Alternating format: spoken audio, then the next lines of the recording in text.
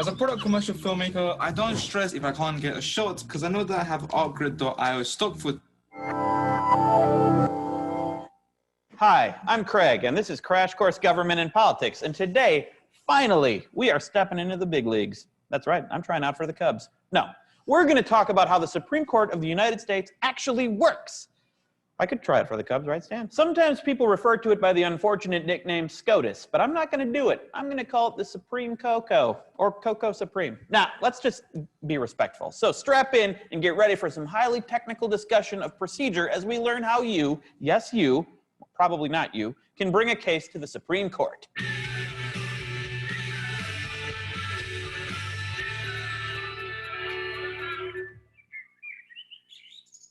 The first thing you need to take a case to the Supreme Court is a case, or controversy. And except in certain rare situations where the court has original jurisdiction, that case has to have already been heard and decided by a lower court and appealed. And not just once. Before a case gets to the Supreme Court, you have to have exhausted your appeals at lower levels of the state or federal system. If you've lost your previous appeals but still think that you have an issue worthy of the court's attention, you can petition for a writ of certiorari, which people in the know call the cert, because they're keeping it cash, which is short for casual. For a look at how the court chooses cases, let's go to the thought bubble, or the thubub.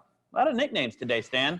or ST. Certiorari is a formal request that the Supreme Court hear your case, but petitioning for a writ is no guarantee of anything. The federal government's chief lawyer, the Solicitor General, is basically like a bouncer at a hot club, if you're old enough to get into a hot club. They screen out a lot of petitions because those cases don't raise a lot of federal law questions or because they've already been decided in other cases. Or they're not wearing good enough shoes to get in the club. If, and it's a big if, your petition is granted, it goes into the cert pool, the first round in which the justices decide which cases they're actually going to decide. The list of cases that will be decided is called the discussion list. For the judges to actually hear the case, called granting certiorari, 4 of the 9 justices have to agree to hear it. This is called the Rule of 4. The discussion of the discussion list and decision about whether or not to grant certiorari happens at the conference, which is like the back of the club where the really well-dressed people go. So the judges have read your petition, and 4 of them have decided that your case is one of about 80 that they will hear. Congratulations! Now you and the side that disagrees with your position have to submit briefs. Briefs are not underwear. Briefs are written legal arguments from each side explaining why the law favors their position. The party bringing the case seeking to overturn the lower court decision is the petitioner. The party that wants the court to uphold or affirm the lower court's decision is called the respondent. The petitioner also files a reply, which attempts to rebut the respondent, which is not a euphemism. After filing all...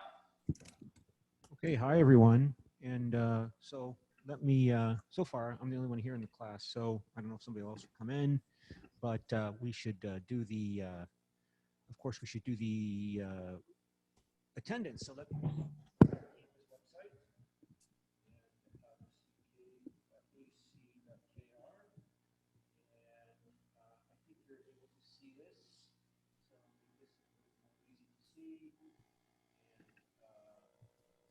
share the screen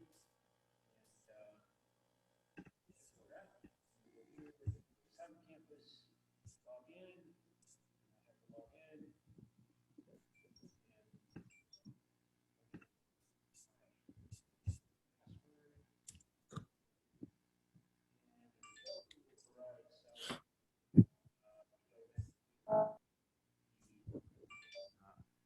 Course website, and then we go to attendance, and then we go to smart attendance, and we click on week 10 smart attendance, and your number is 104. 104 is your smart attendance numbers.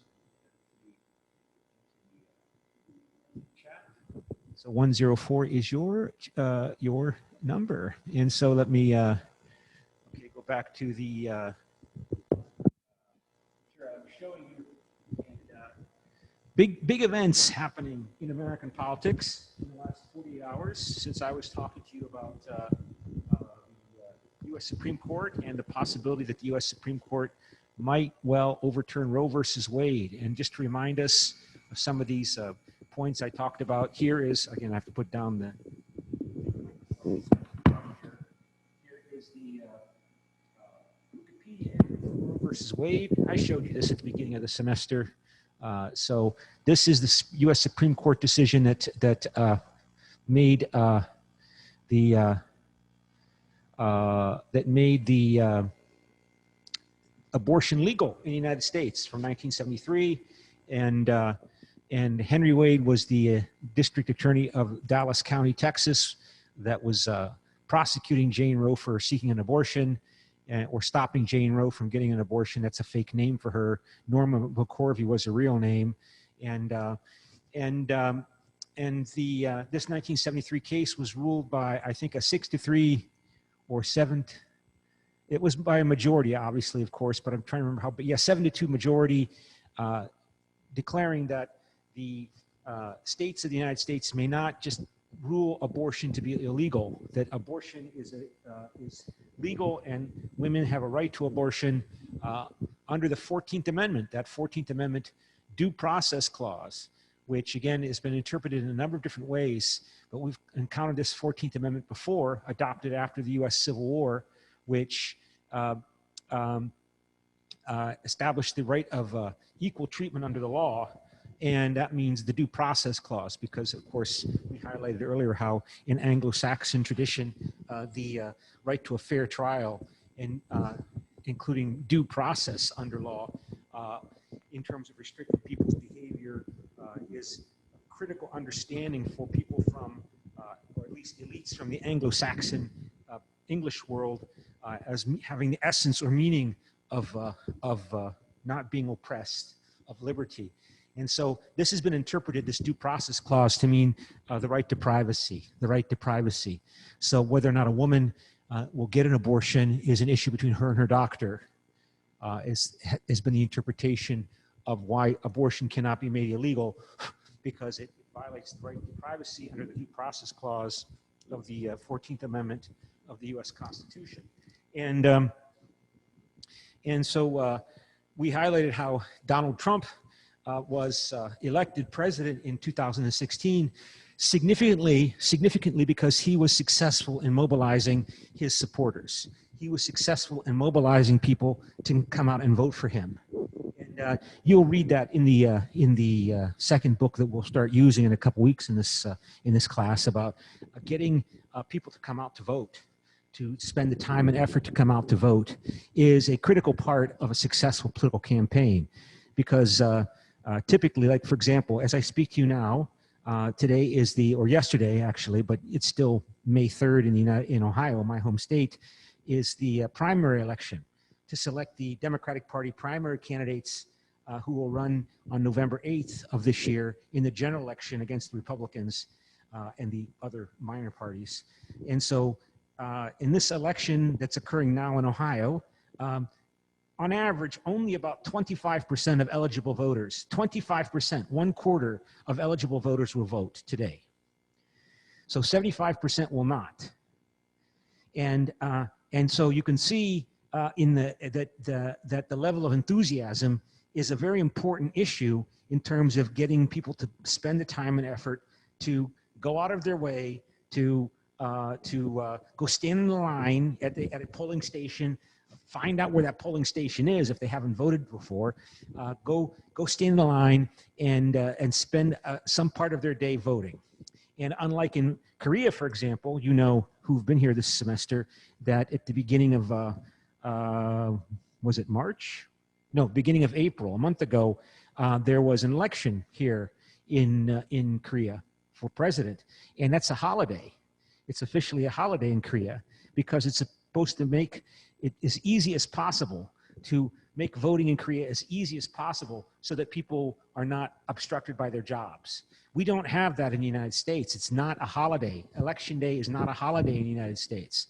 So people still have to go to work, which means if they're going to they're going to vote, they often have to do it either early in the morning and go stand in line to vote, or after work if they're able to get off of work in time to get to the polls, which close at 7:30 in the evening, or vote early through early ballot voting if it's and you have to learn those rules and find out how to do that.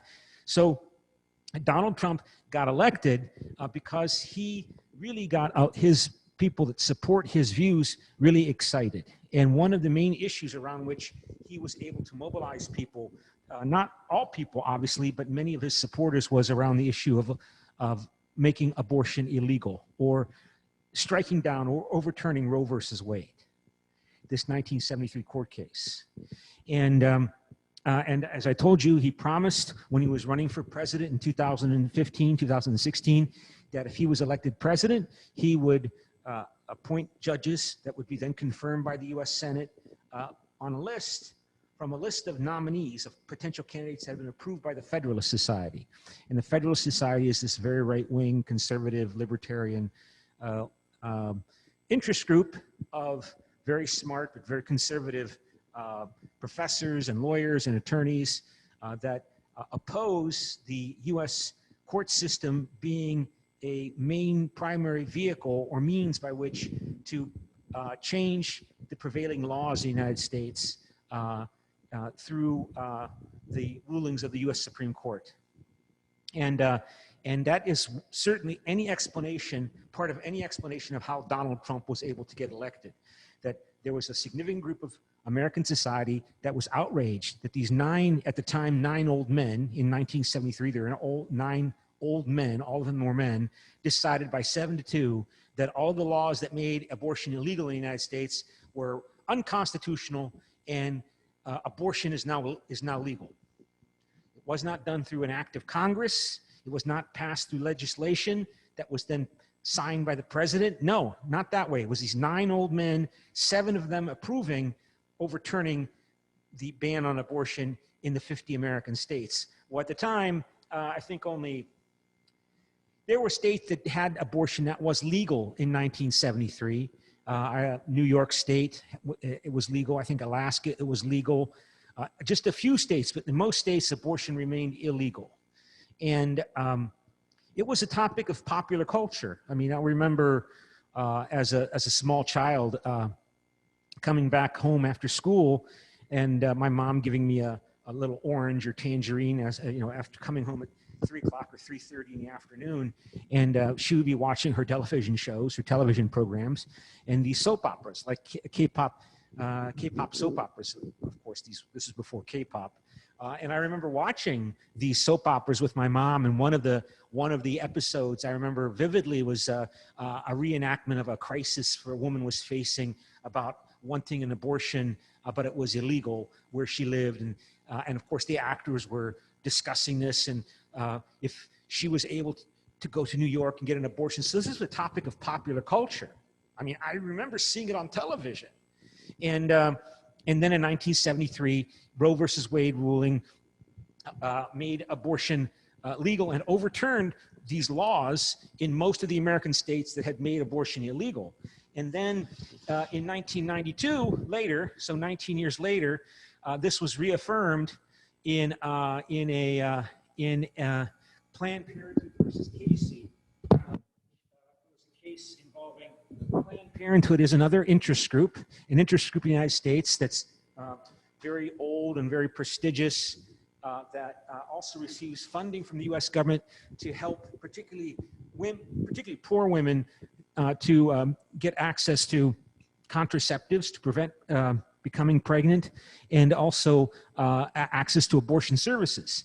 And in 1992, the U.S. Supreme Court again ruled that abortion is legal, despite the hostility or efforts to overturn Roe versus Wade. The Supreme Court ruled at the time that the viability issue, that a fetus could not be ruled as viable without scientific evidence. So an abortion will be legal as long as the fetus, the unborn embryo, was not able to live outside of the womb, rather than some capricious or arbitrary time or date being placed on the limits by which, over which, during a pregnancy, a woman could not get an abortion, a legal abortion. The Supreme Court ruled that it must not be an arbitrary limit in terms of being only 6 weeks pregnant, or after abortion, after 15 weeks being illegal, or after 6 weeks being illegal. That was limited to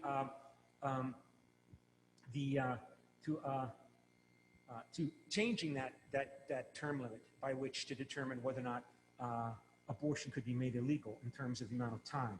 But basically, it reaffirmed the right to an abortion, and this has come under attack because now, as a consequence of the development of medical technology and the viability of a fetus outside of the womb has become shorter and shorter, that a fetus that's only 26 weeks old, 27 weeks old could live if there was an early birth. And so the effort has been made by the states to move back the legal viability framework to an earlier stage. And in this case, Dobbs versus Jackson's Women's Health Organization, that was the court case I was referring to involving Mississippi that I couldn't find at the last class. This is what it's called, Dobbs versus Jackson. Jackson is the capital of the state of Mississippi, is a women's organization, is a clinic that provides abortion services. And this Mississippi law was passed that said abortion is illegal after 15 weeks of pregnancy. So about not quite 3 months after the start of the pregnancy.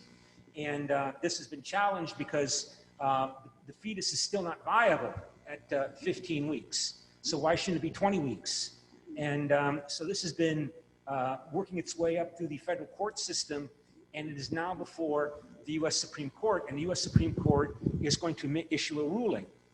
And as we said the last class, this ruling is going to come up by June. And after we met on Monday, on Tuesday, yesterday, the draft opinion that the Supreme Court is preparing to justify and explain its ruling was leaked, was provided to the media. This just came out, this was at 5 o'clock, 6 o'clock in the afternoon, our time here yesterday. This was leaked, and this is the news report I received regarding this leak on my email from one of these many different online news sources that have emerged over the last 20-some years from the Hill. It says, draft ruling shows Supreme Court is going to overturn Roe versus Wade. So this is a copy of the, well, let me go back to the original report. This original report was broken by, or reported by, Politico. So let me access that. And Politico gets the credit for what we call breaking this news story. And you're going to be reading about the media and interest groups later on in the course. Politico was one of these prestigious political reporting news websites that emerged, oh, well, you know, it's got to be within the last 20 years. And it says that the Supreme Court has voted to overturn abortion rights in its draft opinion. So this, the Supreme Court, when the Supreme Court makes a decision, the justices have to explain their decision in their opinions. And so one judge is typically assigned by the Chief Justice, who in this case is John Roberts, to write the opinion for the majority to explain the ruling. And someone yesterday leaked to the press that, and it's not coming up here, that the draft opinion being prepared by Samuel Alito. And Samuel Alito is one of these conservative members of the Supreme Court that was nominated by, I think it was George W. Bush, who has evidently been assigned by the court to write the opinion overturning Roe v. Wade. And you can't see it here, but you can see it on my computer at home. They have a copy, a PDF file of this 93-page document that's a draft opinion. It's not the official opinion, but they're preparing the draft. And Justice Alito has been assigned the task of writing the opinion. And we don't know who leaked it to the press, who got a copy of this draft document. It's not official yet. It's not been approved. Nothing's official, nothing's approved until the Supreme Court declares it to be and issues it. We don't know who leaked this draft opinion to the media, but somebody did. And they're going to overturn Roe versus Wade and overturn it completely, including Planned Parenthood versus Casey.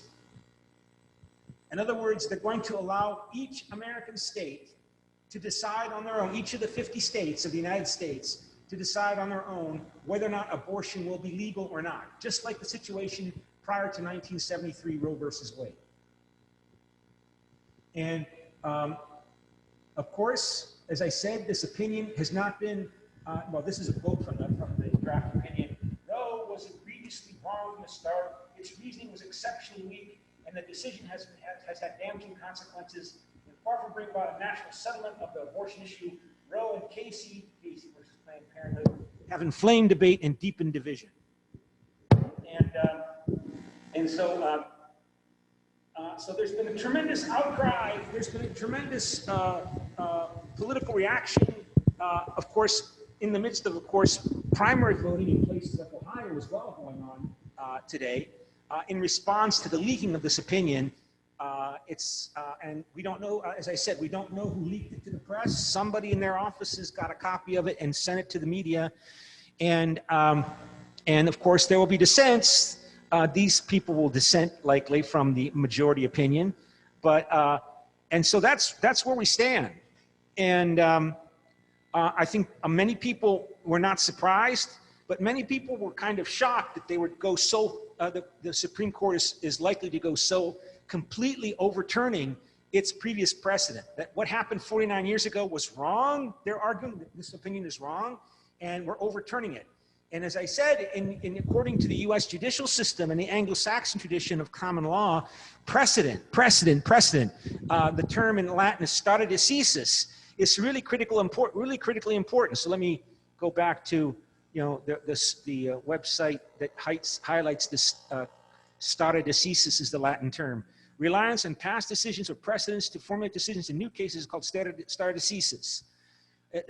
So you really rely upon precedent. And now this draft majority opinion that Justice Samuel Alito has prepared on behalf of the majority vote is overturning 49 years of legal rulings beginning with 1973 Roe versus Wade to 2022 today, overturning all of those precedential judicial decisions, declaring them to have been wrong. And if they've done it before, I mean, we highlighted how, let me see if I didn't have this open here, but just to show you, let me see here, let me go, okay, yeah, let's go back here. Plessy versus Ferguson was a court case of the Supreme Court that was ruled in 1896 that said separate but equal accommodations for black and white people was constitutional. This was in 1896. Plessy versus Ferguson was the court case, and it was a 7-1 decision. And then, in other words, segregation is permissible, it's legal. And then Brown versus Board of Education. There you see it here. This was ruled in 1954, overturning segregation and overturning Plessy versus Ferguson. So this was 60 years, or let's see, about 58 years after Plessy versus Ferguson. And now it looks as if Roe versus Wade is going to be overturned 49 years after the 1973 Roe versus Wade decision. And the Supreme Court could change. I mean, it's not official. Of course, all of the political pressure and demonstrations and actions that are now going on right now as we speak, in response to this news events in the last 24 hours, let me see, Roe versus Wade. Let's go back to Roe v. Wade here. And of course, somebody's upkeeping this website, so it highlights here on May 2nd, 2022, Politico obtained a leaked initial draft majority opinion penned by Justice Samuel Alito, suggesting that the Supreme Court is poised to overturn Roe and Casey in a pending final decision on Dobbs versus Jackson's Women's Health Organization. Chief Justice John Roberts confirmed the authenticity of the leaked document in a statement released yesterday on May 3rd, or today, in Ohio time, U.S. time. Although he noted that it does not represent a decision by the court or the final position of any member of the issues in the case. So the justices could still change their mind. And that was certainly, I think, one of the intents of the person, or is likely the intent of the person that leaked that draft opinion to the press. But so that's where we stand. And as I said, this is one of those, it's one of those shocking decisions. Considering, as I told you, all of the evidence that we've considered in previous classes, I see repeatedly stated, for example, that 1 out of 4 women in the United States have an abortion. I know in my own life 3 women who I know have had abortions, and so just off the top of my head, and every woman I know who may not have had an abortion, at least knows somebody. Another woman who has had an abortion. So I think many people are kind of shocked.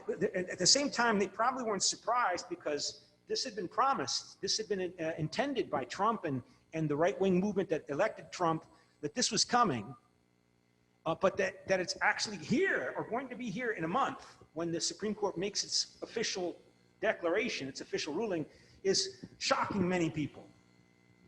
And again, one of these interest groups that is important in these debates is the Guttmacher Institute. The Guttmacher Institute is a pro-abortion legal access organization. It has a lot of credit for its research.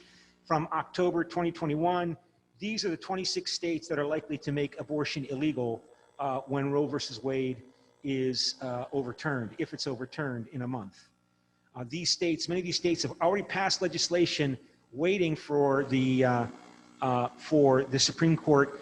The legislation adopted in Texas and in these other states. Here's Mississippi here, where Dobbs versus Jackson's Health Center is here. That a number of these states, like Oklahoma, have already passed legislation that said when the Supreme Court overturns Roe versus Wade, abortion will become illegal in these states.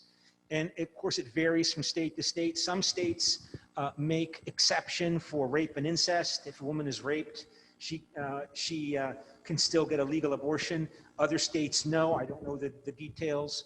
Of course, those who argue that the unborn fetus is an unborn baby, a human being, often argue that you can't kill a human being because it was conceived through a crime. It's not that unborn baby's fault that they are conceived through rape or incest. Or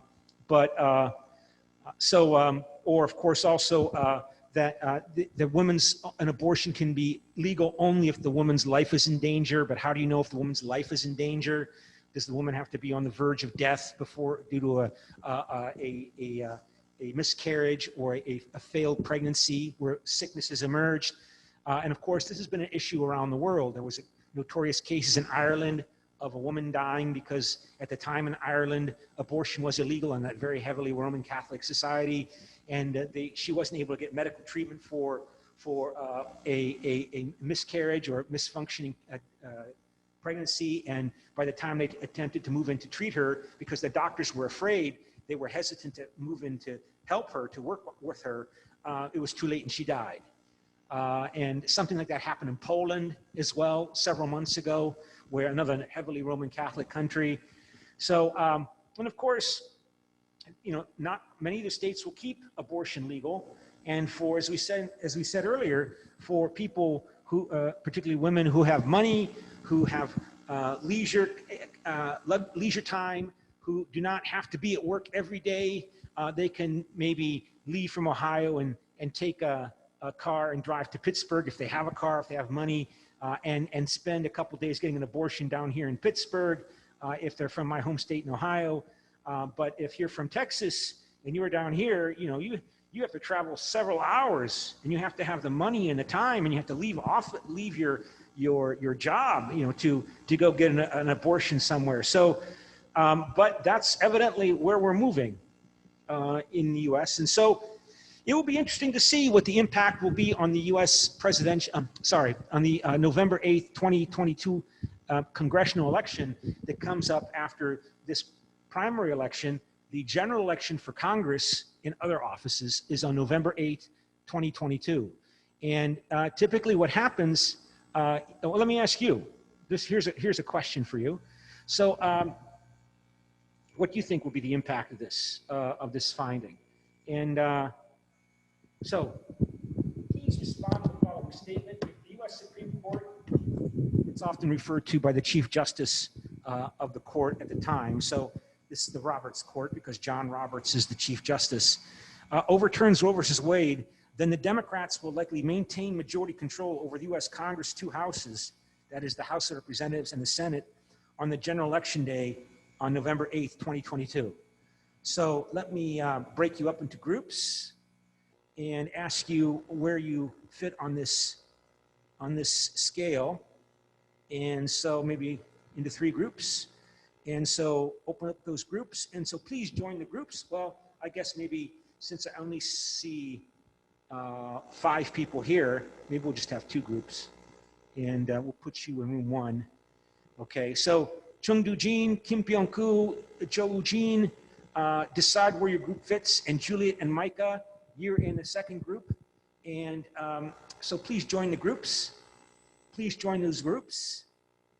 And Juliet and Micah, and Chung Do-jin, and Kim Pyong-koo, and Cho Jin, please join room 1, and decide where you fit on this scale as to whether or not you think this Supreme Court overturning of Roe versus Wade, which won't be official for another month, well, maybe a month and a half, the end of June, that it will motivate so many women who are in favor of legal access to abortion, that the typical pattern we see in elections in which the party that controls the White House, in this case, Joe Biden and the Democratic Party, loses many seats, a significant number of seats in the US Congress, both in the House and in the Senate, because of people's unhappiness, many voters' unhappiness with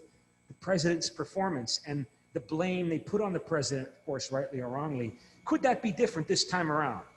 That so many women, after 49 years of legal abortion, and as I said, when we know that 1/4 of American women have had abortions, that if the Supreme Court actually does overturn Roe versus Wade, that we will see that, in fact, the Democrats will benefit politically because the American people will blame the Republicans and Donald Trump for the Supreme Court's appointments, the putting on the court of Kavanaugh and Gorsuch and Amy Coney Barrett, Brett Kavanaugh, Neil Gorsuch and Amy Coney Barrett, and these other conservative justices.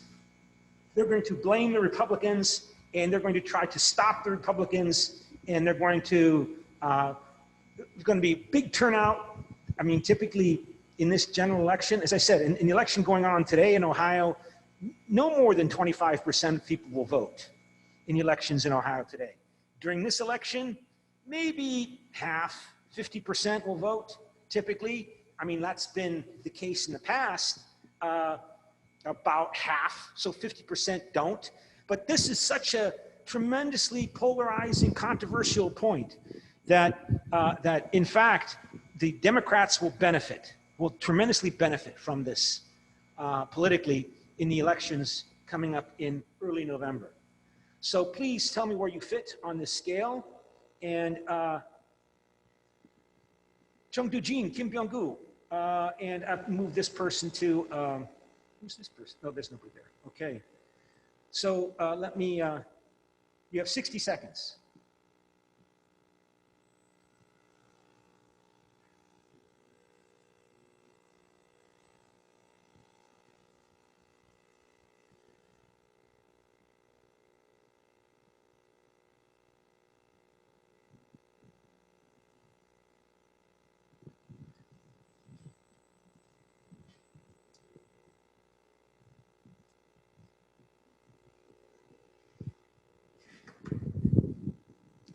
And I will flip a coin as well.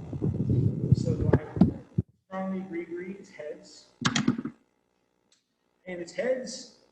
On heads, I strongly agree. And it's tails, so I agree.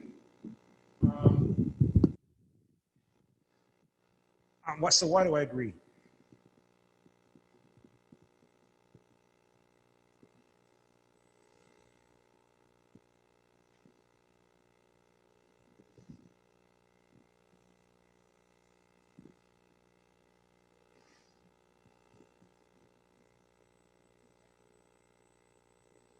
All right, so who's going to speak? I should have told you who's going to speak first in the group. So heads, it's room one first, and it is tails. So heads, it's Juliet. Tails, it's Micah.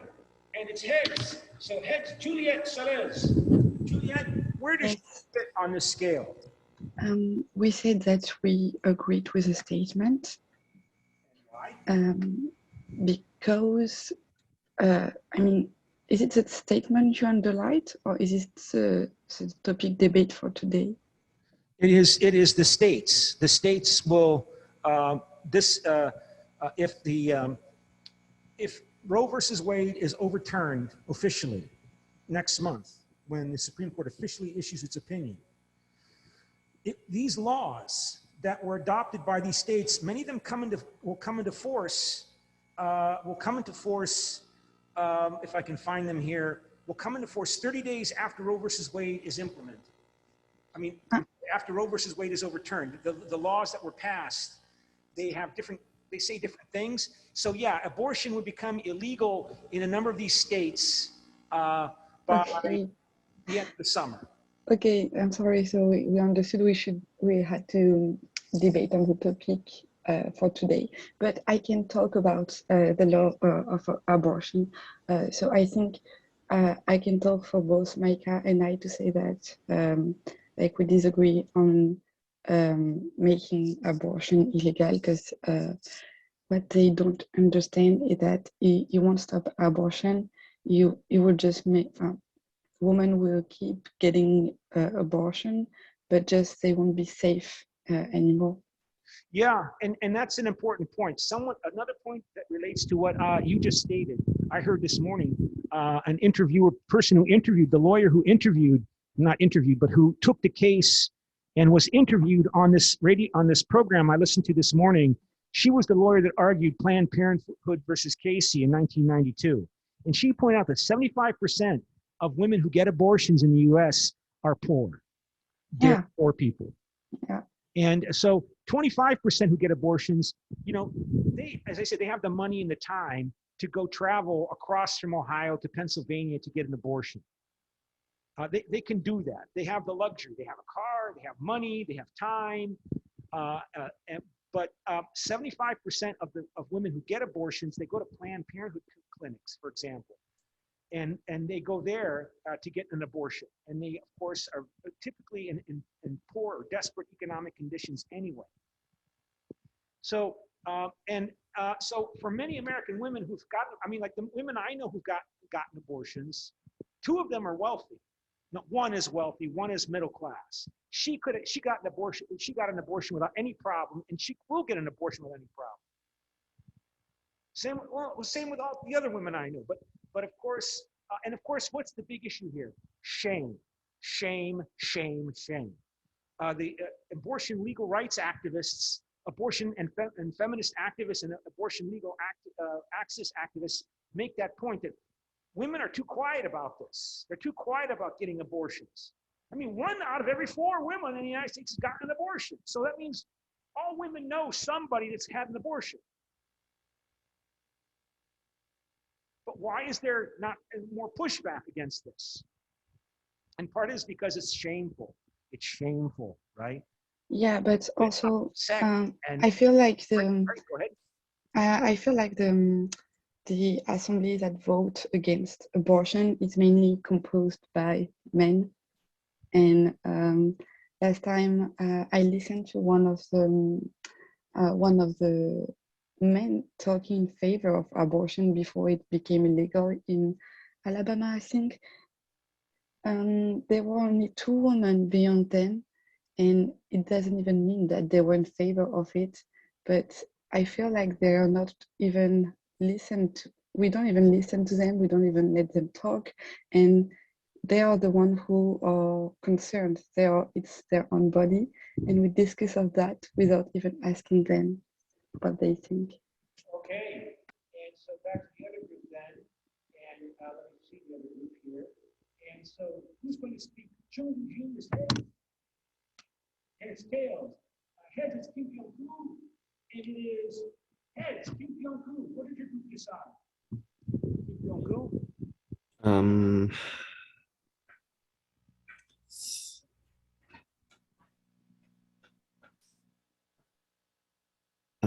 Can I think more about it? Okay, you cannot decide. What about Jin? Chung Jin? Or Joe Shin? What was the other one? Who's the other person? I can't remember. But we're running out of time, and so let me go ahead and ask you to vote on this topic. And so we go down here. So this is not anonymous. So please vote as to whether or not you think, respond to the following statement, that this overturning of Roe versus Wade will allow the Democrats to keep control of the House and Senate this November. Do you agree, disagree, neutral, cannot decide, agree, strongly agree?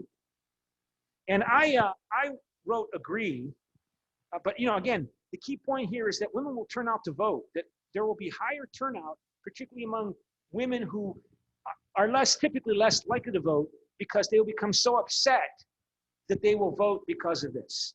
And quite honestly, I voted agree. I had to write agree because that's what the coin told me to be. But I'm not so certain that it's really going to make much difference. This is predominantly a poor person's issue. And I still think it's more likely than not that the Republicans are going to win control of the Congress. at least of the House of Representatives. And we'll read about this more later on in the class. So let's go then to our debate topic for today. And since you wrote your paragraphs on this, and so we go back to lesson plan. And so to South Koreans, the power of the judiciary shows the continuing American elite overall distrust in the will of the American people. So let me go back to the breakout room and go like this and make this pro and make this con.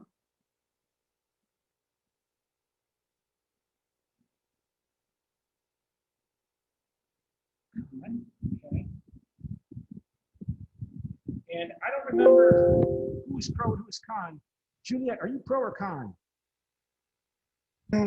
I said that like in the middle, I can't decide. Micah, are you Neutral. on the debate topic? Yeah. On the debate topic, I said that I was pro. Oh, okay. Yeah, pro. Pro. And Micah, are you pro or con? Micah, Yes. On the are you pro or con on the debate topic? Pro. Okay. And Chung Do Jin, are you pro or con on the debate topic? Chung Do Jin? Where's Chung? I don't know. I'm pro. Okay. What about Kim Pyong-gu? I'm in con. Okay, I'll move you to con then. And Cho Jin, pro or con? Cho Jin? Going once, going twice, going 3 times. So Cho Jin is con. All right, con. So who's going to speak first? The pro? Good morning. And I don't know if Cho Jin, can you speak? Let's have Micah, make your pro statement, Micah. Yes. So I said that I agree with his statement because in the US, the federal courts enjoy the sole power to interpret the law, determine the constitutionality of the law, and apply it to individual cases. And these abilities grant immense power to the judiciary alone and no other body or no other party. So the monopoly in such powers would indicate the lack of trust in other parties to delegate these tasks to. Furthermore, the distrust in the will of the people has been evident from the very beginning with the decision of the framers to give federal judges tenure for life, as they did not want judges to be the suspect of whims of politics, the public or politicians. So frankly, mistrust actually existed towards anyone from the very beginning. Moreover, any appeals to a court decision cannot directly be taken and challenged in the Supreme Court, but first have to go through trial courts, then to the next higher instance, which are appellate courts, and only then do they reach the last resort, which is the Supreme Court, where legislation can actually be rendered unconstitutional by the Supreme Court, brought about by appeals of individuals. But in almost all instances, the Supreme Court does not hear appeals as a matter of right. Instead, parties must petition the court for a writ of certiorari, making it very difficult for ordinary people to make an appeal. And further, the President and the Senate reserve their abilities to select and confirm judges respectively. And above all, the Supreme Court justices themselves are social and economic elites. As such, they are likely to care a great deal about their reputation among other elites and their own interests, which may differ greatly from those of the general public. Okay, Kim Pyong-gu for con. Make your opening statement, Kim Pyong-gu. It is true that the power of judiciary in the United States is built and operated by elites group that I think it's hard to interpret as a sign of distrust of the will of the people. They can help people living in the United States to make fair judgment and solve problems. And also in similar to the Korea, judiciary also has a total of 2 appellate, and I think it has much better system than the Supreme Court alone exists in the previous US society. And currently in the United States, the judiciary plays a very important role in the process of making policies beyond trials. And this is because of the power of the early judiciary of the founding of the United States grows more and plays a very large role in an American democracy. So therefore, I think it is difficult to see the power of the judiciary as a symbol of distrust among the American elite. Yeah. Okay, yeah, but the point was made by the same attorney who argued Planned Parenthood versus Casey back in 1992. Feminists and abortion activists, abortion rights activists, have long pointed out that they have relied upon the courts to defend and expand their rights and their freedoms, whereas, of course, the right-wing populists have relied upon legislatures electing anti-abortion access, so-called pro-life legislatures to state and national Congress and state legislatures. So it seems that there is a mass political tendency to favor maintaining conservative, restrictive policies. So let's then go to the pro side, and for pro we have Chung Do-jin. Can you speak? Well, Chung Do-jin just sent me a text. I'm afraid there's some kind of microphone problem with Chung Do-jin. What about Juliet? Are you pro? Juliet, make your pro statement, please. Yeah, I said that I was pro because I feel like from what I read, a lot of judges, I don't remember through what process, but are chosen beyond the president. How can I say? President friends, like not friends, but they are chosen because they have links with the president movement, like Democrat or Republican. And wait, I'm just looking for what I wrote last time. And they also said in the chapter that the process is like highly political process with important political ramifications. And I think that it's just a way to say that that there are like too many links, too many things to justify that actually it's just a way of choosing your friends to put them in a good position, and also to make sure that you have friends from your own party highly placed in the judiciary system. Okay, and Cho-Jin for Khan. Cho-Jin, can you please read your Khan statement? And where's Cho-Jin? Is Cho-Jin here? If not, Cho-Jin for Khan, going once, going twice. And so, well, I guess then I will ask you to go ahead and vote on this debate topic. Please vote if you have not done so already. And let me shut down the Zoom and speak to you over the microphone.